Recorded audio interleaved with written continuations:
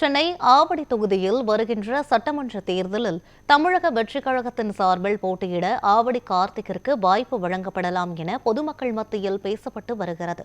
தாவேக சார்பில் ஒவ்வொரு தொகுதியிலும் படித்த இளைஞர்களை சட்டமன்றத்திற்கு அனுப்ப வேண்டும் என்ற நோக்கில் வேட்பாளர்களை தேர்ந்தெடுக்கும் பணியில் கவனம் செலுத்தி வருகிறது.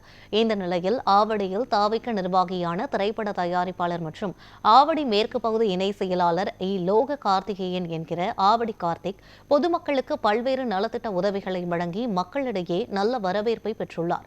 பள்ளி மாணவர்களுக்கு கல்வி உபகரணங்கள், கல்லூரி இளைஞர்களுக்கு லேப்டாப், மாணவர்களுக்கு சைக்கிள், ஏழை மற்றும் எளிய குடும்பங்களுக்கு டிவி வழங்குதல், பொங்கல் திருநாளில் தொகுப்பு பொருட்கள் வழங்குதல், இஃப்தார் நோன்பு நிகழ்வை சிறப்பாக நடத்துதல் உள்ளிட்ட பல்வேறு சமூக சேவைகளின் மூலம் கட்சி நிர்வாகிகள் மற்றும் பொதுமக்கள் மத்தியில் கவனத்தை ஈர்த்துள்ளார். 2026ஆம் ஆண்டு நடைபெறவுள்ள சட்டமன்ற தேர்தலில் ஆவடி தொகுதியில் போட்டியிட தலைமை ஆவடி கார்த்திக்கிற்கு வாய்ப்பு வழங்கப்படலாம் என கருத்து பொதுமக்கள் மத்தியில் பேசப்பட்டு வருகிறது.